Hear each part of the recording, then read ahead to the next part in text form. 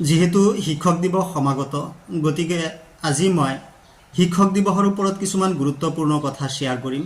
যদি আপোনালোকে মোৰ ভিডিঅ'টি ভাল পায় লাইক কৰিব, বেছি বেছি শ্বেয়াৰ কৰিব আৰু যদি নতুনকৈ মোৰ পেজটো চাই আছে অনুগ্ৰহ কৰি পেজটো ফলো কৰি ল'ব। প্ৰত্যেক বছৰৰ 5 ছেপ্টেম্বৰ তাৰিখে শিক্ষক দিৱস পালন কৰা হয়। এই দিৱসটো ভাৰতবৰ্ষৰ প্ৰথমগৰাকী উপৰাষ্ট্ৰপতি আৰু দ্বিতীয়জন ৰাষ্ট্ৰপতি ডক্টৰ সৰ্বপল্লী ৰাধাকৃষ্ণনৰ জন্মদিন।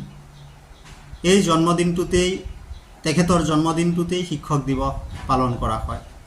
কাৰণ তেখেত যেতিয়া ৰাষ্ট্ৰপতি হৈ আছিলে তেখেতৰ কিছুমান প্ৰিয় ছাত্ৰই তেখেতক অনুৰোধ কৰিছিল যে তেখেতৰ জন্মদিনটো উদযাপন কৰিব লাগে। তেতিয়া তেখেতে নিৰ্দেশ দিছিল যে হয়, মোৰ জন্মদিনটো তোমালোকে উদযাপন কৰা, মোৰ জন্মদিৱস হিচাপে নহয়, শিক্ষক দিৱস হিচাপে। কাৰণ তেওঁ এজন আদৰ্শ শিক্ষক আছিল, তেওঁ শিক্ষকতা কৰি ভাল পাইছিল। গতিকে তেওঁ শিক্ষক দিৱস হিচাপে তেখেতৰ জন্মদিনটো উদযাপন কৰিবলৈ অনুমতি প্ৰদান কৰিছিল। আৰু সেই হিচাপে প্ৰত্যেক বছৰেই 5 ছেপ্টেম্বৰৰ দিনটো শিক্ষক দিৱস হিচাপে উদযাপন কৰি অহা হৈছে। তেখেতৰ জন্ম হৈছিল 1828 চনৰ 5 ছেপ্টেম্বৰ তাৰিখে তামিলনাডুৰ তিৰুতানী নামৰ ঠাইত। তেখেতৰ পিতৃৰ নাম আছিল সৰ্বপল্লী বীৰাস্বামী, মাতৃৰ নাম আছিল সীতামা। তেখেতৰ পিতৃ মাতৃৰ 5জন সন্তান আছিল, তাৰে ভিতৰত তেখেত আছিল দ্বিতীয় সন্তান। আৰু এগৰাকী জীয়েক আছিল, অৰ্থাৎ সৰ্বপল্লী ৰাধাকৃষ্ণনৰ ভনীয়েক, তেখেতৰ নাম আছিল কৃষ্ণমূৰ্তি। তেখেত ব্ৰাহ্মণ পৰিয়ালত জন্মগ্ৰহণ কৰিছিল। তেখেত 8 বছৰ বয়সলৈকে ঘৰতেই শিক্ষা লাভ কৰিছিল।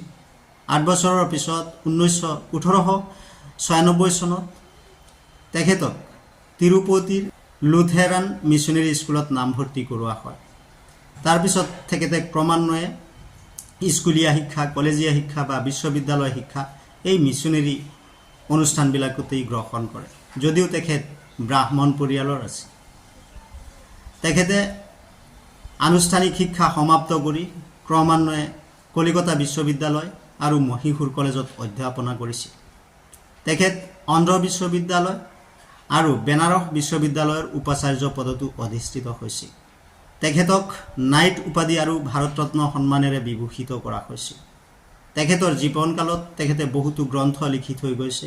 তাৰে ভিতৰত মোৰ সত্যৰ সন্ধান, my search of the truth and the philosophy of Rabindranath Tagore আদি প্ৰধান আছিল। এই প্ৰখ্যাত দাৰ্শনিক, ৰাজনীতিবিদ আৰু আদৰ্শ শিক্ষাবিদ তেখেতে 1975 চনৰ 17 এপ্ৰিল তাৰিখে মৃত্যুবৰণ কৰে। ধন্যবাদ।